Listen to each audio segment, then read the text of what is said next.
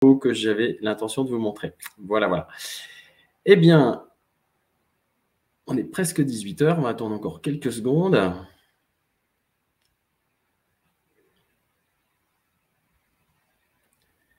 Et donc, je vais arrêter mon partage, voilà.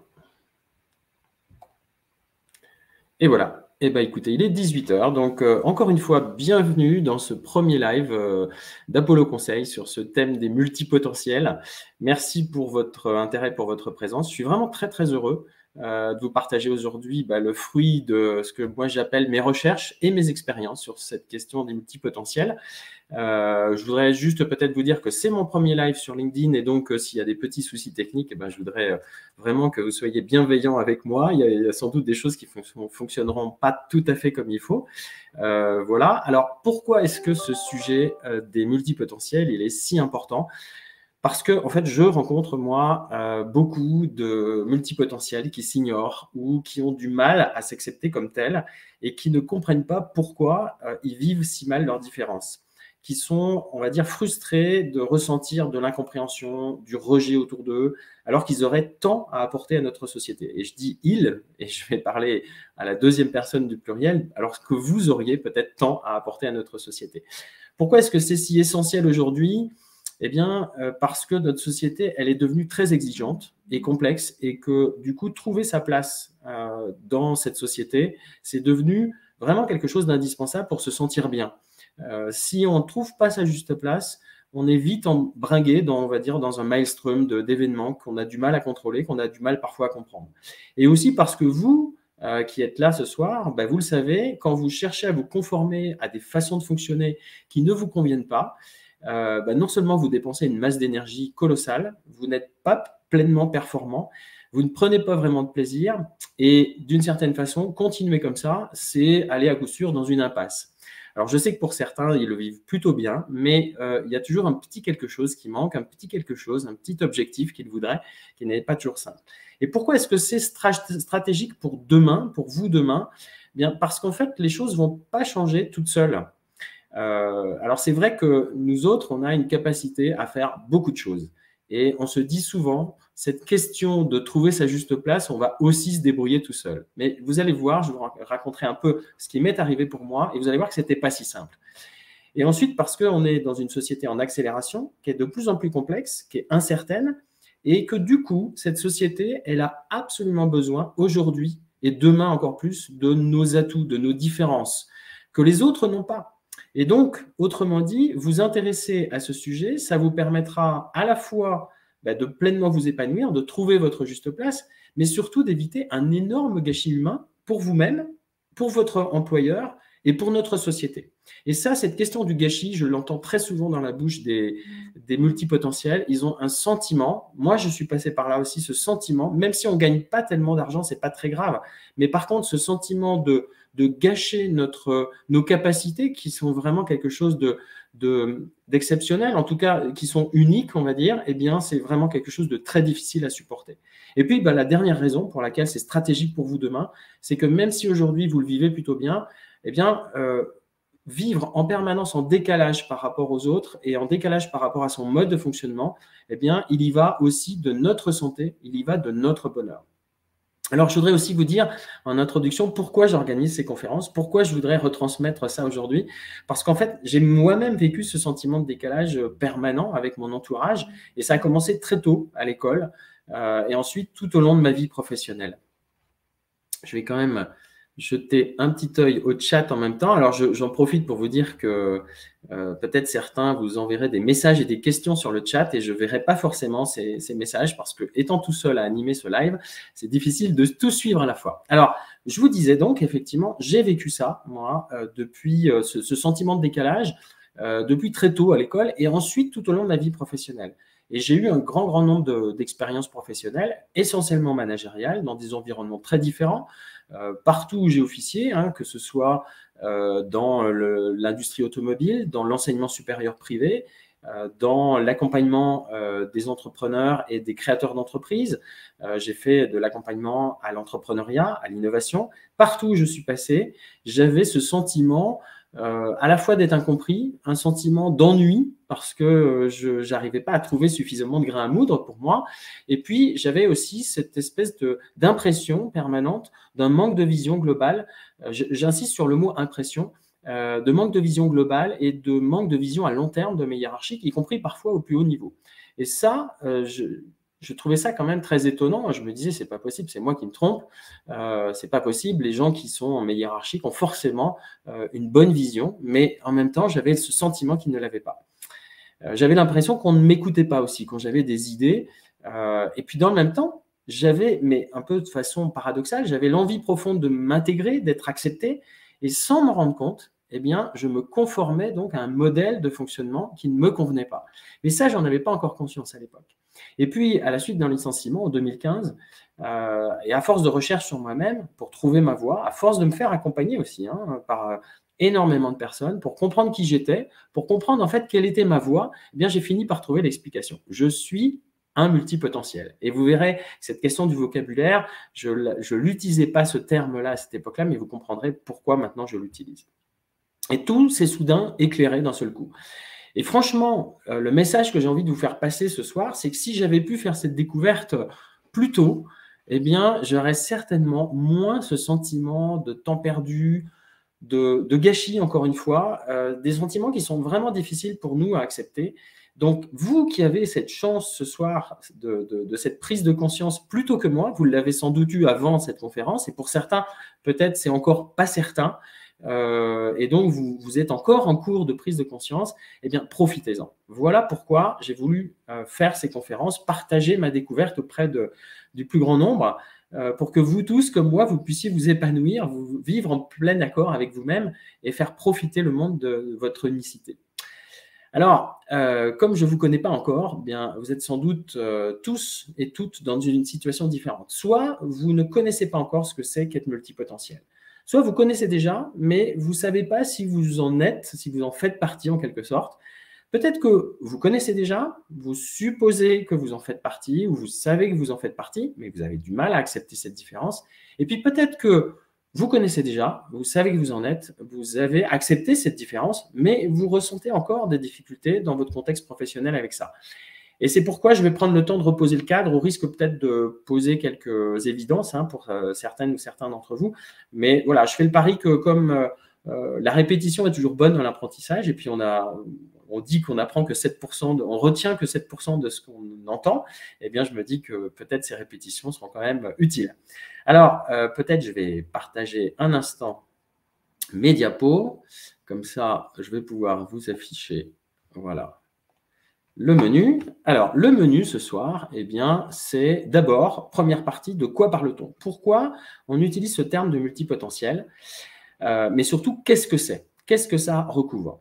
La deuxième partie qui sera assez courte, ce sera 5 minutes à peu près, c'est pour quelles raisons votre multipotentialité, votre spécificité de multipotentiel peut éventuellement être un problème au travail. Je dis bien peu parce que ça n'est pas toujours le cas, mais probablement que si vous êtes là ce soir, c'est que vous vous interrogez. Et puis enfin, eh bien, on arrivera à cette partie la plus importante, c'est comment faire de cette spécificité que vous avez un véritable atout pour vous, et je dirais même pour votre entreprise, pour votre employeur. Et donc, autrement dit, comment pleinement vous épanouir. Alors, j'en profite pour vous dire que sur ces diapos, vous avez un lien qui est indiqué en bas de diapo, et je le remettrai dans le chat. C'est un lien pour pouvoir prendre un rendez-vous avec moi. Je vous donne tout de suite l'information. Le cadeau de cette conférence ce soir, c'est de pouvoir accéder à un premier rendez-vous exploratoire, en quelque sorte, individuel, avec moi, qui sera un rendez-vous gratuit, sans engagement, et qui vous permettra à la fois de confirmer que vous êtes bien dans cette situation, et qui vous permettra surtout d'avoir, on va dire, des éléments de compréhension par rapport à votre situation, de comprendre qu'est-ce qui vous arrive à force de vivre toujours et encore les mêmes situations, et surtout d'avoir une sorte de diagnostic personnalisé sur comment avancer. Voilà. Donc, qu'est-ce que j'avais prévu après ? Alors oui, donc je vais peut-être arrêter le partage parce que je pense que mes diapos n'ont pas forcément tellement d'utilité à ce stade-là. J'y reviendrai un petit peu après. Alors, de quoi parle-t-on quand on parle de… Alors, j'ai précisé aussi que pendant les 45 minutes où je m'exprime. Vous pouvez poser vos questions sur le chat, mais j'y répondrai surtout à la fin. Voilà. Alors, dans cette première partie, de quoi parle-t-on? Eh bien, on parle beaucoup des surdoués à l'école. On parle beaucoup des surdoués chez les enfants, en milieu scolaire, mais en général, on en parle beaucoup moins dans le milieu professionnel. Comme si, d'une certaine façon, cette spécificité disparaissait avec l'âge.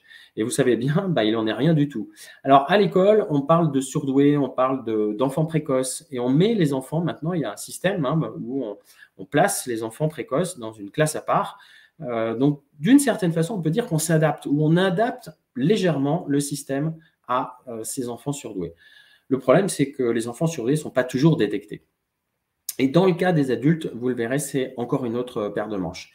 Alors, le mot surdoué me pose problème à moi parce qu'il donne le sentiment d'une forme de supériorité par rapport à ceux qui ne sont pas surdoués ou qui ne seraient pas surdoués.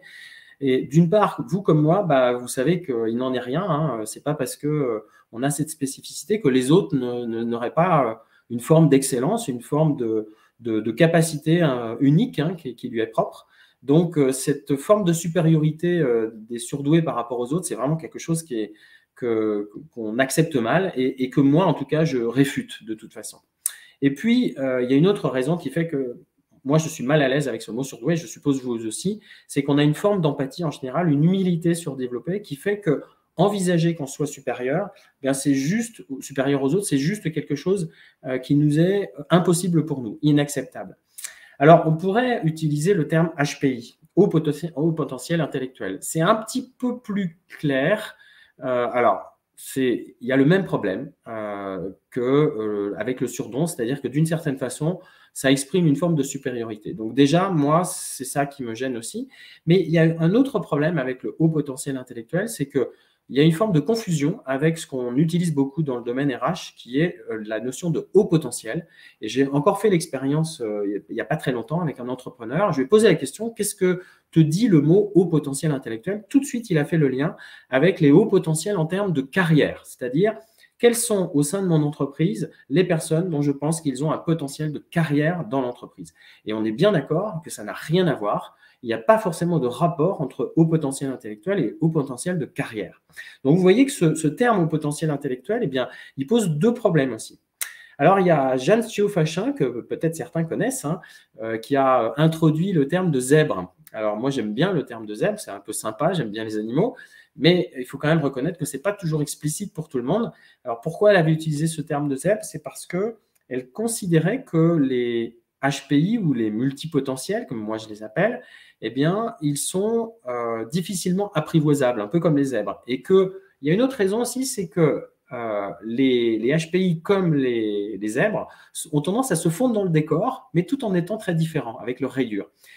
Mais là encore, le terme, il est tellement peu explicite et aussi il englobe d'autres réalités que les multipotentiels. C'est ce qui fait que je préfère utiliser autre chose. Je vais faire juste une petite parenthèse aussi sur le terme de neuroatypique, mais là aussi, ça englobe d'autres réalités que les multipotentiels. Donc, les multipotentiels font partie de neuroatypiques, mais à l'intérieur de cette famille, de cette grande famille, il y a aussi ce qu'on appelle les troubles du spectre de l'autisme, dont l'autisme Asperger, qui ressemble beaucoup aux multipotentiels.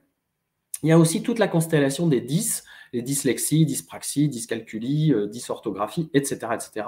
Et puis, il y a aussi les troubles de l'attention, les TDAH, avec ou sans hyperactivité. Alors, pourquoi les multipotentiels? Parce que, justement, une de nos principales caractéristiques, c'est notre préférence à exceller, on va dire, dans 2, 3, 4, voire plus de domaines différents. Alors ça, c'est quand même assez particulier. En général, quand on a affaire à quelqu'un qui n'est pas un multipotentiel, il va avoir un domaine d'excellence. Peut-être 2, mais rarement plus que 1 ou 2.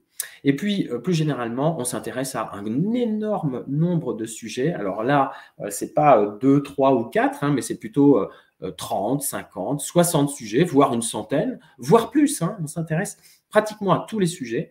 Il y a vraiment, en général, peu de sujets qui ne nous intéressent pas, alors que ceux qui, par opposition avec les multipotentiels, que moi je vais appeler les experts, parce que justement ils sont experts dans un domaine, les experts vont s'intéresser à un petit nombre de sujets. En tout cas, un nombre beaucoup moins important. Alors, de quoi s'agit-il maintenant? Quand on parle de multipotentiel, c'est quoi les caractéristiques du multipotentiel? Eh bien, d'abord, il faut dire qu'on a un fonctionnement cérébral différent. Alors, on ne va pas dire qu'il est fondamentalement différent, il n'est pas opposé aux autres, mais il y a une particularité, une réalité neurophysiologique qui est vraiment mesurable, c'est l'importance de l'épaisseur de la myéline sur les connexions synaptiques. Alors, pour celles et ceux qui connaissent, donc c'est les connexions entre les neurones, et la myéline, c'est ce qui fait en quelque sorte la qualité de l'influx nerveux entre les neurones. Donc, autrement dit, plus il y a de myéline, plus la connexion se fait bien, vite et de façon multiple. Alors, qu'est-ce que ça produit, tout ça? Eh bien, ça entraîne plusieurs conséquences. D'abord, les connexions se font de façon beaucoup plus rapide. Ensuite, les connexions se font de façon plus importante entre différentes régions du cerveau, entre différentes idées, donc entre différents sujets, entre différents domaines. Et donc, ça a pas mal d'impact sur d'autres aspects aussi. C'est un impact sur notre sensibilité en général qui est au-dessus de la moyenne. C'est-à-dire que sans doute, ces connexions que nous avons un peu plus importantes dans notre cerveau font que quand quelque chose se produit, on va prendre un exemple très concret, si je regarde des images à la télé du conflit en Ukraine, c'est quelque chose qui est très très rapidement difficile à supporter pour moi et je pense pour beaucoup de multipotentiels. Alors, comment ça se traduit ce fonctionnement? Une fois qu'on a dit qu'on a une spécificité un peu neurophysiologique, en préparant ce webinaire, en fait, ce qui est amusant, c'est que j'ai listé une dizaine de caractéristiques principales. Et c'est énorme, bien sûr. Je n'aurai pas le temps d'évoquer ces 10 caractéristiques. Mais je voudrais juste vous faire observer quelque chose, c'est que justement, le fait d'avoir listé 10 caractéristiques, c'est vraiment une particularité des multipotentiels. C'est-à-dire c'est une volonté d'être toujours exhaustif, précis, surtout pas dans l'approximation. En discutant avec un ami, il me disait, mais peut-être que justement, tu pourrais essayer de résumer. Et tout de suite, je me suis dit, mais attends, résumer, ça n'a pas de sens. Alors qu'en fait, oui, je pouvais effectivement me limiter à 6. Donc voilà, je me limite à 6 pour ne pas vous épuiser. Et aussi, je vous enverrai par mail la liste exhaustive de ces caractéristiques. Comme ça, vous aurez tout.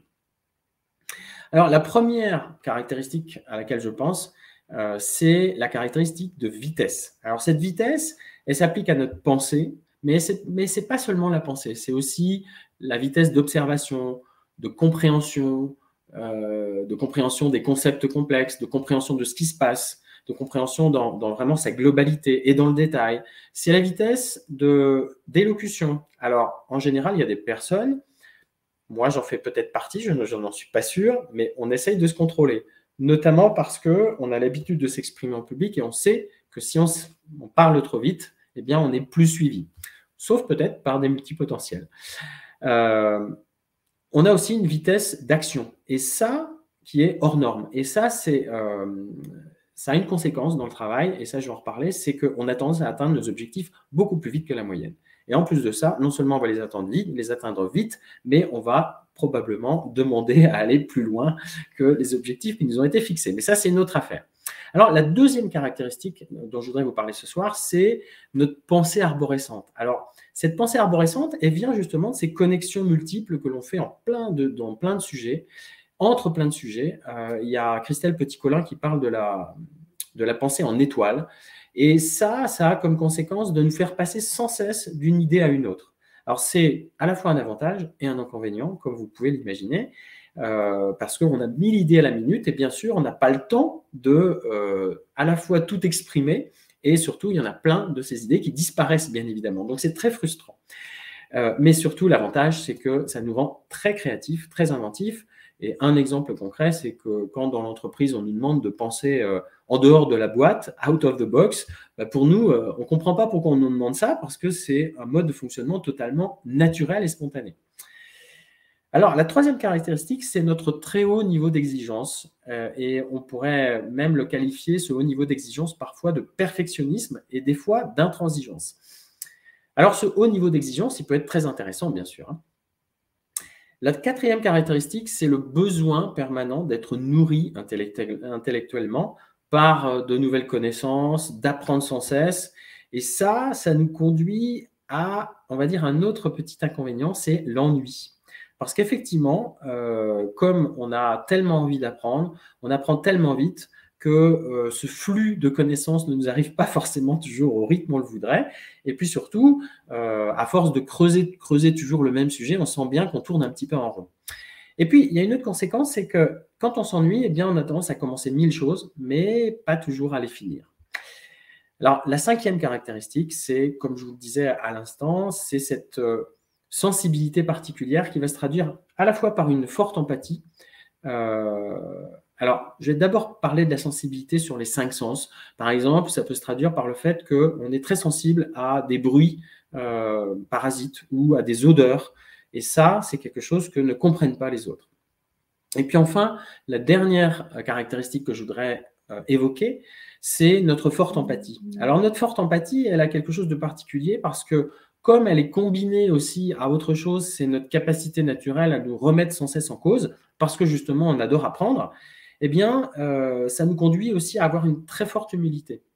Et cette très forte humilité, elle a une autre conséquence, c'est ce qu'on appelle le sentiment d'imposture. Alors ça, je pense que pour la plupart, peut-être vous l'avez déjà entendu, mais c'est vraiment quelque chose qui va avoir un impact dans notre vie professionnelle.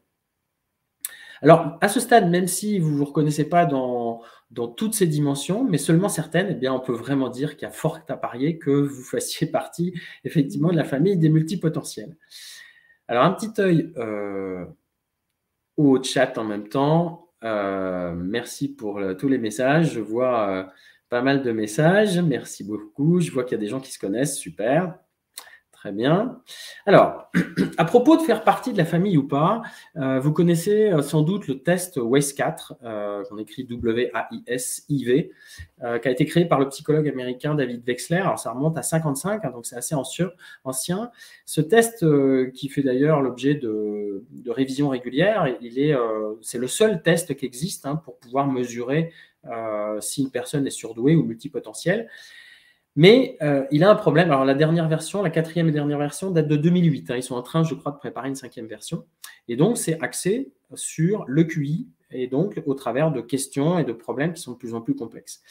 Alors, le premier problème que pose ce test, le premier biais, on va dire, de mesure, c'est qu'il comprend on va dire, 4 indices sur 4 axes. Les 4 axes, c'est compréhension verbale, c'est le raisonnement perceptif, on pourrait parler de représentation dans l'espace. Le 3e axe, c'est la mémoire de travail, on pourrait parler de l'image de la mémoire RAM de notre ordi. Le 4e axe, c'est la vitesse de traitement, et donc on pourrait comparer ça à la vitesse de notre ordinateur, voilà, de notre processeur, pardon. Mais le problème, c'est que quand on regarde ces 4 axes, eh bien, ils couvrent finalement 2 domaines principaux de l'intelligence, c'est l'intelligence langagière et l'intelligence logico-mathématique. Et donc, il ne tient pas du tout compte de certains autres aspects de l'intelligence. Si on prend les intelligences multiples, la théorie des intelligences multiples de Howard Gardner, on pourrait citer l'intelligence musicale, l'intelligence kinesthésique ou interpersonnelle. Tout ça, c'est pas mesuré dans un test de QI. Le deuxième biais de ce test, qui est en principe conçu pour mesurer justement le haut potentiel intellectuel, c'est que la plupart des études ont montré que les résultats à ces tests sont fortement corrélés à la durée de nos études, et en particulier si on a fait des études universitaires, donc post-bac. Et non seulement ça, mais les résultats sont corrélés aussi à la qualité des enseignements délivrés. Donc, ça veut dire qu'en fonction de la qualité des enseignants que vous avez eus, eh bien, vous aurez peut-être plus ou moins de chances à être détecté en tant que surdoué grâce à ce test. Et puis, il y a un 3e biais, et ce n'est pas le moindre, c'est qu'il a été mis en évidence que pour nous, les multipotentiels, comme on a une forte sensibilité, eh bien, on a tendance à être rapidement en stress quand on passe un test. Il y a une autre raison à ça, je vais vous expliquer après, mais le fait d'être en stress, bien évidemment, nous fait perdre nos moyens intellectuels. Alors, l'autre raison qui fait qu'on a tendance à perdre nos moyens sur ce test, c'est que, et ça, je l'ai personnellement vécu, c'est que quand on imagine que pendant des années, on ne comprenait pas pourquoi on fonctionnait comme ça, et qu'on se dit, enfin, grâce à ce test, je vais comprendre qu'est-ce qui m'arrive. Je vais me confirmer que je fais partie de cette famille, et du coup, grâce à ça, je vais enfin pouvoir sortir de ces cercles vicieux et peut-être vivre ma vie vraiment pleinement épanouie. Eh bien, imaginez une seule seconde que vous vous dites, OK, je passe le test, et qu'est-ce qui se passe si le résultat est négatif ? Mais là, c'est juste toute votre vie qui s'écroule. C'est-à-dire que la seule solution, entre guillemets, de vous sortir de ce problème, eh bien, disparaît et vous vous dites, mais c'est terminé, j'ai plus aucune solution, j'ai plus aucune issue. Alors du coup, bah, j'ai envie, et c'est un point très important, un message très important que je voudrais vous faire passer ce soir, pardonnez-moi, c'est que même si ce test, il n'est pas parfait, il a le mérite d'exister et c'est le seul, donc j'ai envie de dire, surtout ne vous interdisez surtout pas de le passer, après ce que je vous ai dit. Et d'ailleurs, j'en profite pour vous dire que pour ceux d'entre vous qui ont passé le test, je suis vraiment intéressé d'avoir vos commentaires dans le chat sur est-ce que vous avez été en situation de stress pendant le test, est-ce que ce stress a influé sur votre résultat ou pas, et quel regard vous portez sur ce test en général? Est-ce que ça vous a permis justement de vous aider ou pas? Alors, pourquoi je vous disais le message clé que je voudrais vous faire passer, c'est que, en effet, si vous n'avez pas passé ce test et que vous vous interrogez, eh bien, rassurez-vous. Le simple fait de vous reconnaître dans une bonne partie des caractéristiques que j'ai données, c'est un excellent indicateur. Et c'est ça le plus important. Pourquoi c'est le plus important? Eh bien, le plus important, ce n'est pas tant de savoir si, oui ou non, vous avez réussi ce test, parce que personne ne vous demandera, personne jamais ne vous demandera le résultat au test. Par contre, pour vous-même, vous dire que oui, vous vous reconnaissez dans ces caractéristiques, eh bien, ça va vous aider à vous épanouir. Et c'est la partie que j'évoquerai tout à l'heure. Voilà. Alors, pour quelles raisons, deuxième partie, cette spécificité peut poser problème en contexte professionnel? Eh bien, si je reprends un peu les 6 caractéristiques que j'évoquais tout à l'heure, je vais en profiter pour regarder si j'ai des messages. Oui, j'ai quelques questions, donc je tâcherai d'y répondre tout à l'heure. Alors, je reviens. Voilà, nos 6 points. Donc, le premier point que j'avais évoqué tout à l'heure, c'était notre vitesse. Alors, pourquoi est-ce que notre vitesse pourrait être un problème en contexte professionnel? Bien, parce que quand on va vite, on a tendance à déstabiliser notre environnement. Que ce soit d'ailleurs nos collaborateurs, si on est manager, que ce soit nos collègues, parce que, ben, évidemment, ils ont tendance un peu à ramer pour essayer de suivre le rythme. Donc forcément, ça déstabilise, mais ça déstabilise aussi notre hiérarchie qui, elle, ne comprend pas qu'est-ce que l'on fait, ne comprend pas pourquoi on a obtenu un résultat si vite. Elle peut s'interroger même à la limite, se douter des résultats en se disant mais comment ça se fait qu'elle a été si vite ou qu'il a été si vite, c'est juste pas possible. Et puis surtout, ça peut faire peur et créer de la jalousie. Parce qu'effectivement, quand on va très vite, eh bien, les autres qui ne vont pas aussi vite, ils se disent, mais ils se sentent menacés dans leur rythme qui n'est pas du tout le même. Donc ça, c'est le premier problème. Le deuxième problème que ça peut poser, c'est la créativité. Alors, pourquoi la créativité peut être un problème? C'est pareil, très paradoxal. C'est que, en général, quand on a on va dire des intuitions créatives, elles sont assez fulgurantes. Et je l'ai vu dans les remarques que vous m'avez transmises avant ce live, hein. Il y en a plusieurs qui m'ont dit, mais en fait, souvent, je suis bien incapable d'expliquer l'idée que j'ai eue. Je sens qu'elle est bonne, je sais que mon intuition se révèle juste, mais je suis incapable d'expliquer pourquoi. Et là, ce qui se passe, c'est que bien souvent, non seulement elle est incomprise, mais elle n'est même pas entendue. Bien souvent, j'entends beaucoup, moi, de multipotentiels me dire, mais quand je donne mes idées, en comité de direction, par exemple, mais les gens ne m'entendent pas. C'est comme si je parlais dans le vide, comme si je n'avais pas de voix. C'est juste incroyable. Pourquoi? Parce que c'est comme si on parlait dans une langue qui n'était pas comprise. Donc, à partir du moment où on parle dans une langue qui n'est pas comprise, eh bien, les autres continuent à avoir leur échange dans leur langue. Voilà, c'est ce qui se passe. Alors, vous imaginez ce qui se passe quand vous donnez des tas d'idées qui vous semblent très justes, qui vous semblent profondes, qui vous semblent apporter un avantage déterminant pour votre entreprise, pour votre comité de direction, et que vous n'êtes pas entendu, mais c'est une frustration énorme. Et donc, la conséquence de cette frustration, ça peut être soit de la colère, soit de l'isolement. Et dans les deux cas, bien évidemment, ça a des conséquences très délétères sur notre réussite professionnelle, mais aussi notre carrière. Et puis, bien évidemment, sur notre sentiment de bien-être, hein, voilà. Le troisième caractéristique qui peut poser problème, c'est notre perfectionnisme. Alors, le perfectionnisme, hein, on a bien conscience que ça peut agacer beaucoup. C'est perçu comme une perte de temps. Et aussi, notre haut niveau d'exigence fait qu'on est d'éternel insatisfait. Et en tant que manager, ben, vous imaginez bien que ce n'est pas très facile à vivre, hein. On a tendance à être éternellement insatisfait de nos collaborateurs. Et puis surtout, on a du mal à déléguer. Et ça, c'est un vrai problème de management, hein. Un manager qui ne sait pas déléguer, qui a du mal à déléguer, eh bien, il n'est pas un bon manager. Alors, la quatrième caractéristique qui peut poser problème en entreprise, c'est notre intérêt pour 1000 choses, qui fait qu'en général, on est perçu pour des personnes qui sont dispersées. Et pour autant, on sait très bien que ça n'est pas le cas, mais il n'empêche qu'à partir du moment où vous avez été catalogué comme quelqu'un de dispersé, eh bien, vous ne pouvez pas être expert de votre domaine, vous ne pouvez pas être bon dans votre domaine. Voilà, ça c'est encore une question de perception, bien entendu, mais c'est ça qui se passe. La cinquième caractéristique qui peut poser problème, c'est notre tendance à ne pas finir les choses, voire à la procrastination, parce que justement on survole les sujets. Eh bien, c'est forcément là aussi quelque chose de pas très bien perçu. Et puis nous-mêmes, hein, bien évidemment, on a une mauvaise image de notre tendance à ne pas finir et de notre éventuelle tendance, je dis bien éventuelle, à la procrastination. Et puis, le dernier point que je voudrais citer, avant de passer aux solutions, c'est notre humilité. Alors, pourquoi notre humilité serait mal perçue?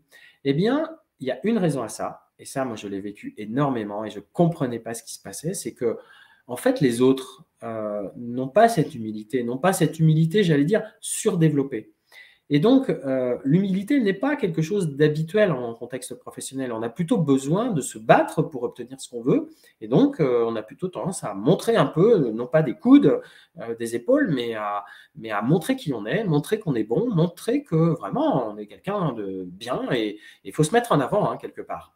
Alors, pas toujours, mais c'est quand même plutôt cette tendance-là que la tendance à l'humilité. Alors, qu'est-ce qui se passe? Dans l'esprit des autres, eh bien, quand ils vous voient avec une humilité qui leur semble un peu bizarre, un peu surjouée, alors en fait, vous ne la surjouez pas, mais pour eux, elle est surjouée, eh bien, en fait, ils vous voient à leur propre image. C'est-à-dire qu'ils se disent, oh, celui-là, celle-là, elle me cache quelque chose.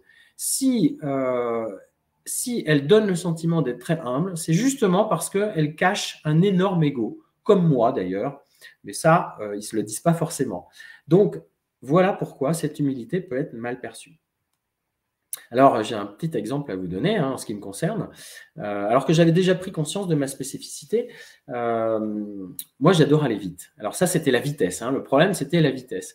Et en tant que coach, eh bien, je commençais à avoir énormément de rendez-vous au dernier trimestre 2021.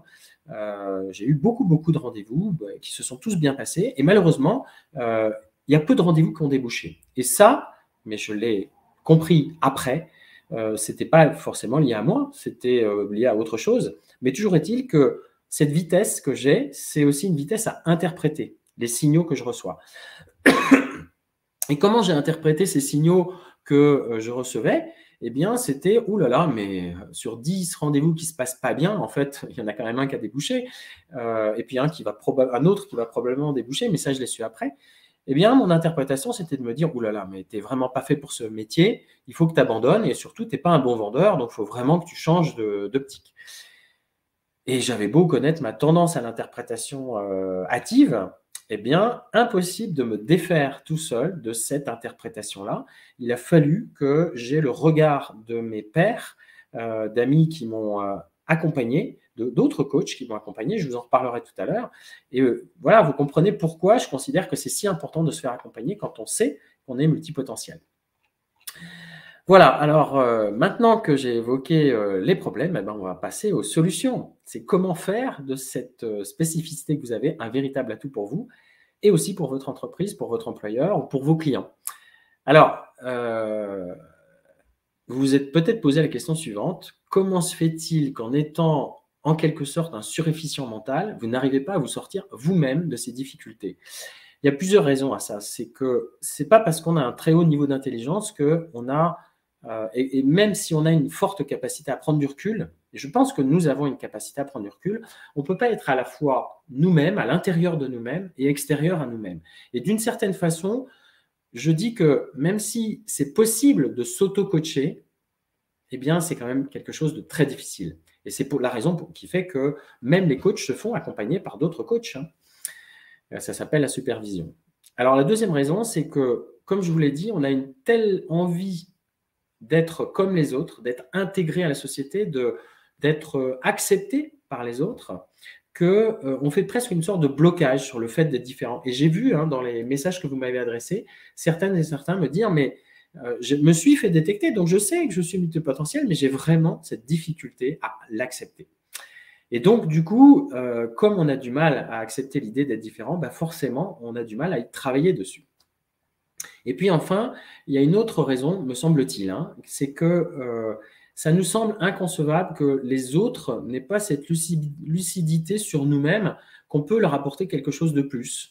De la rapidité, de la performance, de la créativité, de la vision d'avenir, etc., etc. Et donc, comme les autres ne nous comprennent jamais, on finit par penser que c'est nous qui ne fonctionnons pas bien. Et donc, en pensant qu'on ne fonctionne pas bien, c'est très compliqué pour nous de commencer ce travail d'utiliser nos vrais atouts. Alors, vous voyez, en fait, on est un peu soumis à des biais cognitifs qui nous empêchent de voir la réalité dans sa globalité et de nous sortir on pourrait appeler ça des cercles vicieux dans lesquels on s'enferme tout seul. Alors, comment sortir de ces difficultés? Comment sortir de ces cercles vicieux? Eh bien, je vais vous raconter un petit peu ce que moi j'ai fait. Le premier conseil que je vais vous donner, c'est de prendre conscience de qui vous êtes vraiment.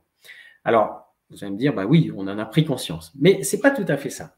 Notre problème à nous, c'est qu'on a un tel besoin d'appartenance au groupe qui est bien plus fort que la moyenne, que tout en étant conscient de cette différence, eh bien, quelque part, on fait tout pour l'ignorer.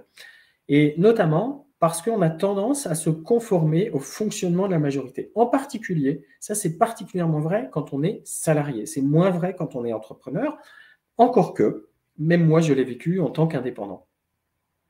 Et donc, qu'est-ce qui se passe? Comment on se conforme à un mode de fonctionnement de la majorité? Par exemple, c'est on va essayer d'aller moins vite, parce qu'on sent bien que les autres vont moins vite. On va essayer d'être peut-être d'utiliser les méthodes de créativité des autres, alors que nous, on n'en a absolument pas besoin. Pour nous, c'est d'un ennui à mourir, ces méthodes de créativité, puisqu'on le fait complètement spontanément. Donc, tout ça fait qu'à force d'être à l'encontre et à l'inverse de notre mode de fonctionnement naturel et spontané, eh bien, on finit par se percevoir comme une erreur de casting.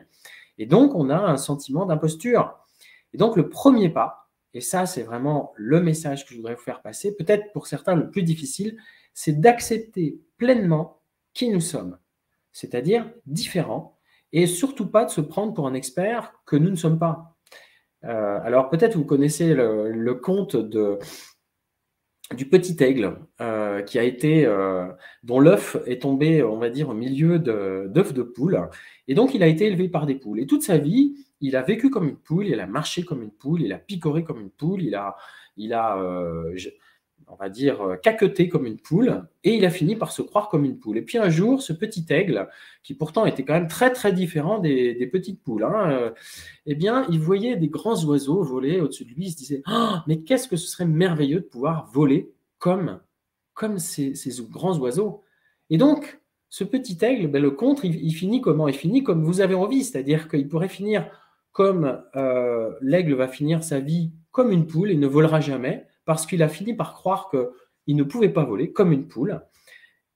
Ou alors, il peut finir d'une autre façon en se disant « mais oui, au fait, je suis un aigle, je peux voler comme les oiseaux que je vois en haut et je décide d'essayer. » Voilà, ça c'est le premier message que je voulais vous faire passer, prendre conscience de qui vous êtes vraiment. Le deuxième conseil, c'est de revisiter ce qui vous est arrivé dans votre vie à la lumière de cette nouvelle compréhension. Tout ce que je vous ai évoqué, les caractéristiques différentes, font que vous comprenez mieux tout ce qui vous arrive et tout ce qui vous arrive de façon un peu répétitive. Alors, un exemple concret de ce qui m'est arrivé, moi, quand j'étais directeur de l'entrepreneuriat à la CCI d'Ille-et-Vilaine, je faisais des tas de choses innovantes et à une grande vitesse, comme bien sûr font tous les multipotentiels. Et bien évidemment, je pensais bien faire. Mais du coup, ce qui s'est passé, c'est que j'ai fait peur à certains de mes collaborateurs. Et même, j'ai une de mes collaboratrices qui un jour me l'a dit. Alors, elle ne me l'a même pas dit directement, elle me l'a dit par l'intermédiaire de sa responsable hiérarchique, qui était une de mes collaboratrices. Elle m'a dit, mais en fait, telle personne a peur de toi. Je dis, mais c'est incroyable. Alors même que je pensais être très empathique, je pensais être très à l'écoute, je pensais être plutôt quelqu'un de très gentil, eh bien, en fait, je ne comprenais pas ce qui se passait. Et j'ai compris cette méprise, mais seulement le jour où j'ai vraiment intégré mes spécificités. C'est-à-dire que j'ai compris qu'il y avait une vraie incompréhension de qui j'étais. Il n'y avait pas du tout la même perception de la même personne. Moi, je me percevais d'une façon, mais les autres me percevaient d'une autre façon. Et donc, imaginez que soudainement, eh bien, toutes les situations que vous avez vécues vous semblent claires et vous comprenez que ce n'est pas de votre faute, mais que par contre, vous pouvez les vivre autrement, ces situations. Le troisième conseil que je voudrais vous faire passer ce soir, c'est d'adopter le regard des autres en toute situation. C'est-à-dire de tâcher justement, un petit peu à la lumière de cet exemple que je vous donnais, de voir la situation que vous vivez en imaginant ce que pensent des experts, c'est-à-dire des personnes qui ne fonctionnent pas comme vous, qui vont moins vite, qui ne sont pas trop ceci, trop cela. C'est vrai que le trop, ça nous caractérise beaucoup, les multipotentiels. Eh bien, la question qu'il faut se poser, c'est quelle est leur perception de la situation? Dans ce contexte, quelle posture, quelle attitude devriez-vous adopter pour être compris, pour être admis, mais sans renier qui vous êtes? Alors là encore, j'ai une autre anecdote à vous raconter, et là, c'est plutôt pas moi, mais une personne que j'ai accompagnée, une femme qui est multipotentielle, qui est spécialiste de la mise en place de SIRH, donc des systèmes d'information de ressources humaines, et qui, dans tous ses postes, elle en a fait beaucoup, dans beaucoup d'entreprises, elle rencontrait toujours le même problème. En voulant bien faire pour son employeur, elle allait toujours très vite. Et donc, elle déstabilisait effectivement tous ses collègues. Alors, c'était ses collègues à la fois de l'informatique, responsables du système d'information, mais aussi les clients internes de ce système, c'est-à-dire les spécialistes métiers RH. Et comme en plus, bien évidemment, souvent, elle était hypersensible, comme nous le sommes, donc elle s'était coupée un peu de ses émotions et des émotions des autres pour plus en souffrir. Et résultat, eh bien, elle était perçue comme quelqu'un de très froide. Sa vitesse, et donc elle n'était pas du tout perçue comme un atout, mais plutôt comme une façon de se mettre en avant au détriment des autres. Qu'est-ce que j'ai fait? Je lui ai appris à se reconnecter à ses émotions, à réentendre celles des autres. Et en fait, elle les entendait très bien, mais c'est juste qu'elle s'en était coupée. Donc, ça n'a pas été très compliqué pour elle. Et notamment, à réentendre les peurs des gens qu'elle avait en face d'eux, qui voyaient, mais avec sa vitesse, se disaient, mais on va vite se faire tous larguer, et surtout peut-être se faire virer parce qu'on ne va pas aussi vite. Et donc, en comprenant ça, et en ajustant peut-être aussi son attitude, et en cherchant surtout à aider et accompagner les autres, eh bien, elle a fait de personnes qui étaient vraiment ses ennemis des alliés.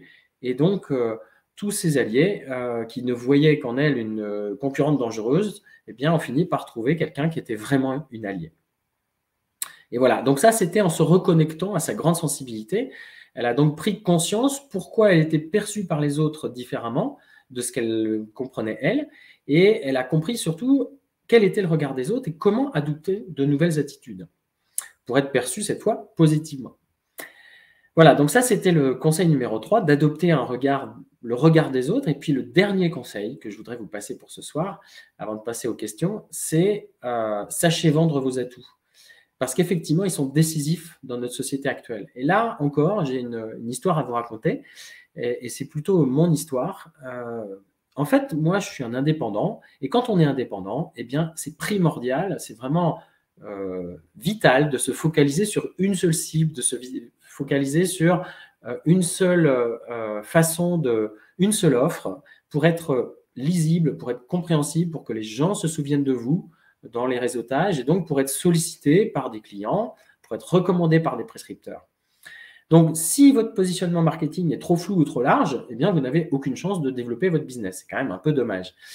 Et en plus de ça, dans notre cas des multipotentiels, c'est embêtant non seulement au plan financier, mais c'est en plus embêtant au plan psychologique, parce qu'on a vraiment un besoin tellement développé de nous sentir utile que l'idée même de ne pas avoir de clients, c'est vraiment insupportable. Alors, je reviens à mon histoire. Mon problème, c'était de me focaliser sur une seule cible, sur une seule de mes excellences, en quelque sorte.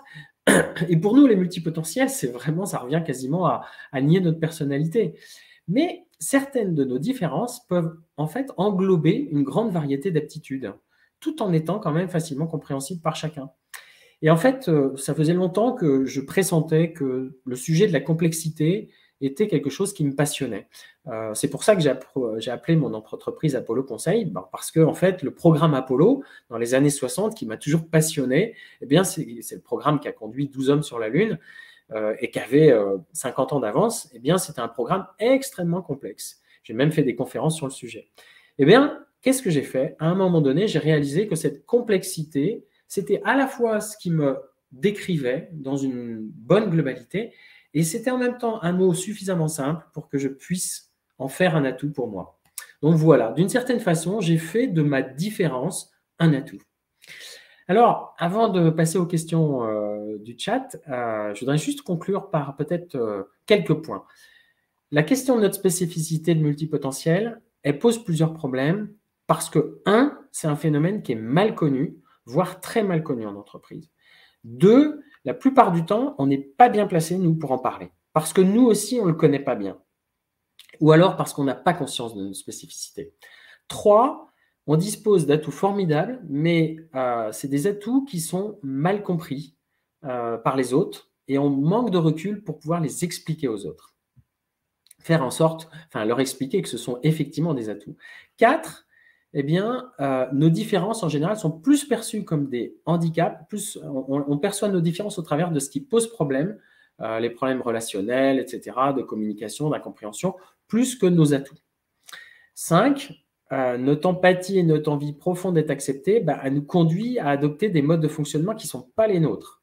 Et résultat, on cherche à ressembler à d'autres. Alors, je vais vous montrer une petite image juste après qui vous illustrera mon propos. Et puis, 6, et dernier point, eh bien, une fois qu'on a pris conscience de notre différence, il faut quand même détricoter tout ce qui nous est arrivé dans notre vie pour enfin être en mesure de se reconstruire une vie épanouie parce qu'on peut se dire, oui, nous pouvons vivre comme nous sommes sans que ça pose problème. Alors, la petite image, je vous l'ai promis, je vais vous la montrer. Voilà. Voilà. C'était celle-ci. Voilà. Voilà, donc effectivement, ça, c'était une image, vous voyez, c'est un enseignant qui dit, pour une sélection juste, tous les élèves doivent passer exactement les mêmes examens. SVP, grimper dans l'arbre. Vous imaginez bien que l'éléphant et le poisson rouge ont peut-être un peu moins de chance que le chimpanzé, par exemple. Voilà, eh bien, si vous cherchez à fonctionner comme un poisson rouge qui cherche à grimper dans un arbre, toute votre vie, eh bien, il y a de fortes chances que ça ne marche pas bien. Voilà, voilà. Alors, je reviens ici en direct. Donc, il y a plein de questions. Je vais tâcher de les reprendre un peu dans l'ordre. Je vois que vous en avez profité pour échanger entre vous. Alors, sur le test, mon test coûtait 150 € plus quelques séances après pour mieux décrypter. OK. Pas cher pour une séance d'1 heure, très bien. Me focaliser sur une de mes compétences. J'ai du mal à choisir. OK. Alors, par quoi je vais commencer? C'est pas très simple.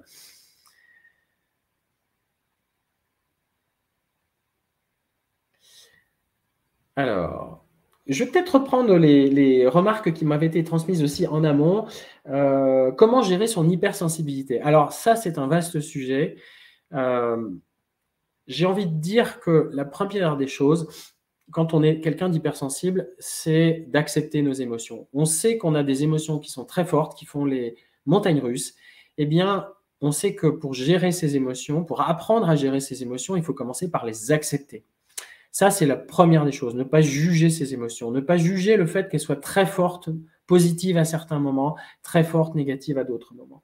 Le deuxième conseil que je vous donnerais, c'est d'apprendre à exprimer vos émotions, de les externaliser en quelque sorte, les exprimer oralement. Ce n'est pas seulement les exprimer par écrit, mais c'est vraiment les dire, vos émotions. Ça, c'est les 2 points que je vous dirais quand vous avez des émotions très fortes. Et tout ça, eh bien, c'est aussi d'accepter votre hypersensibilité. D'accepter, alors, il ne s'agit pas forcément de crier haut sur les toits que vous êtes quelqu'un d'hypersensible, mais c'est de dire, en fait, moi, je suis quelqu'un qui est plutôt sensible.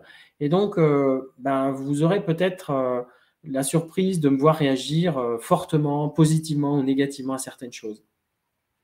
Donc ça, c'est un conseil que je donnerais à celles et ceux qui ont du mal avec leur hypersensibilité. Sur la dispersion, Je vais peut-être vous sembler un peu décalé, mais le message que je vais vous faire passer, c'est plutôt une question, c'est de vous dire, et si cette dispersion était un atout? Autrement dit, et si c'était bien d'être dispersé?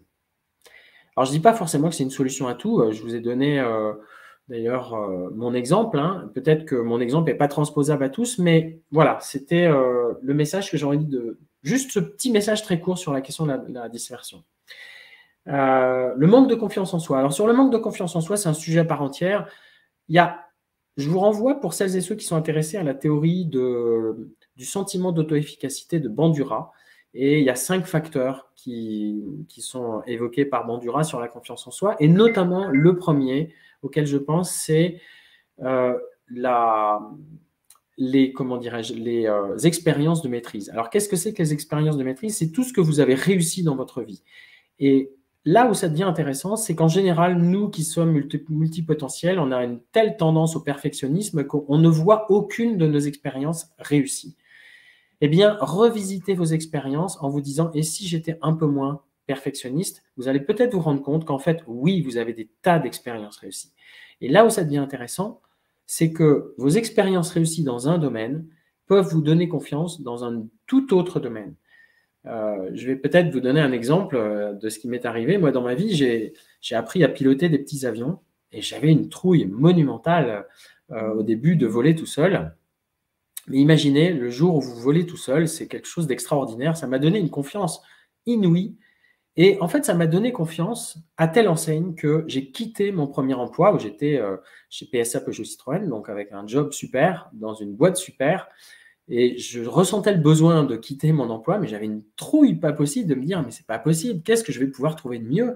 Et j'avais pas confiance en moi d'aller dans, on va dire, à l'aventure en quelque sorte. Eh bien, ça a été cette expérience de voler seul à bord d'un petit avion a été certainement déclencheur d'un premier pas de confiance en moi. Qu'est-ce que j'ai noté encore dans les autres questions? C'est se limiter. Oui, alors pareil, se limiter à un nombre de projets, ne pas s'éparpiller. J'ai du mal à accepter aussi, du mal à accepter ma différence. Alors là, je pense que c'est vraiment quelque chose qu'il faut évoquer de façon plus individuelle parce que je pense qu'on a tous on a tous des raisons peut-être différentes de ne pas forcément s'accepter. Et oui, merci Maxime. Hein, oui, merci Franck. S'accepter et se dire est une étape très importante pour s'intégrer. Merci beaucoup Franck. Une personne m'a dit aussi, je subis la concurrence, je subis la jalousie. Alors là, je crois que je l'ai évoqué aussi avec un autre d'entre vous, je crois que c'est Maxime.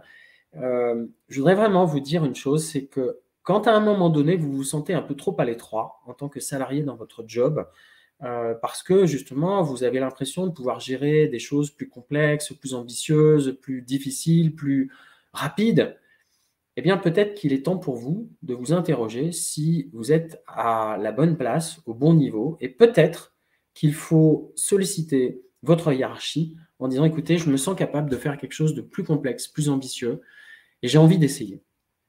Alors, c'est complètement à l'opposé de votre humilité naturelle, de votre tendance à justement vous mettre un peu en retrait, à mettre en exergue les autres, à accompagner les autres. On a très souvent cette tendance, hein, nous les multipotentiels, à aider les autres. Eh bien, si pour une fois, vous vous aidiez vous-même, si pour une fois, vous vous disiez « oui, je suis capable de devenir chef de service. Oui, je suis capable peut-être d'aller encore un cran plus loin. Oui, peut-être si cette possibilité ne m'est pas offerte en interne, je me l'offre à moi-même en allant voir peut-être ailleurs. » Voilà ce que j'ai envie de dire à celles et ceux qui subissent la concurrence. Voilà, problème s'adapter au rythme des autres. Alors, peut-être, une autre suggestion à ce sujet, et si de temps en temps, vous ne vous adaptiez pas au rythme des autres, mais vous acceptiez votre rythme, mais qu'ensuite, vous preniez le temps d'expliquer pourquoi vous allez vite et que vous preniez le temps aussi d'expliquer ce que vous avez fait aux autres.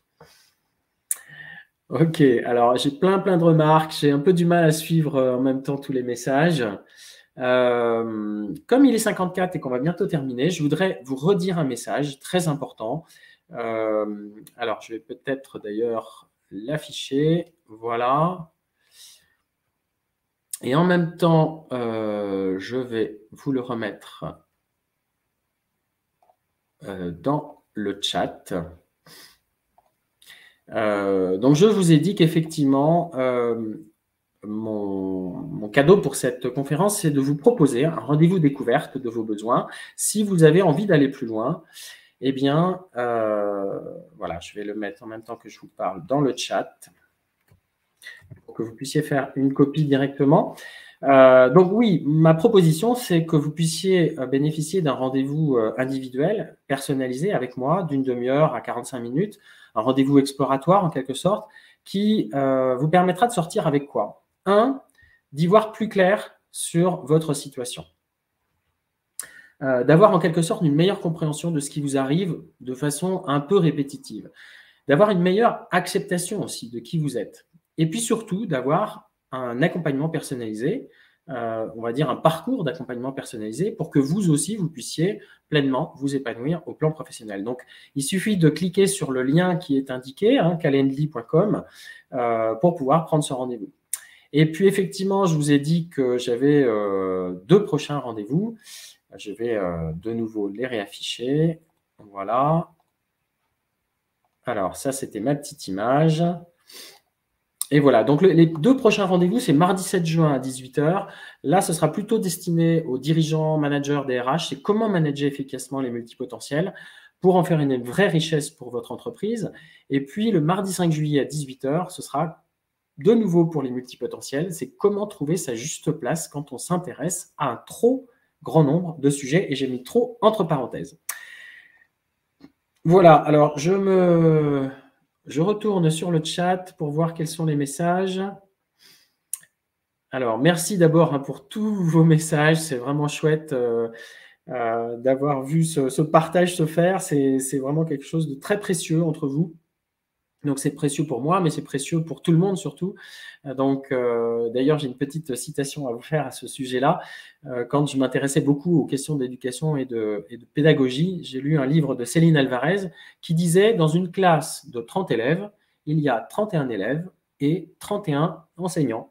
Eh bien voilà, d'une certaine façon, dans ce LinkedIn Live, il y avait, si vous étiez 30 présents, je ne sais pas combien vous étiez de présents d'ailleurs, je n'ai pas mesuré, eh bien on était 31 conférenciers et 31 participants. Donc merci à vous tous pour tous vos messages, c'était vraiment super. Je n'ai pas le lien Calendly dans les messages. Alors attendez, je vais le remettre. Voilà. Est-ce qu'il est passé là ? Bon, eh bien, je n'arrive pas. Donc, du coup, vous le voyez en fait. Je pense que vous le voyez s'afficher à l'écran. Et je vous le renverrai par mail en même temps que je vous ai promis le lien pour le replay et ma liste des 10. Ah oui, 82 participants, très bien. Alors, c'est 82 inscrits. Je ne sais pas si vous étiez 82 présents. On va vérifier ça tout de suite.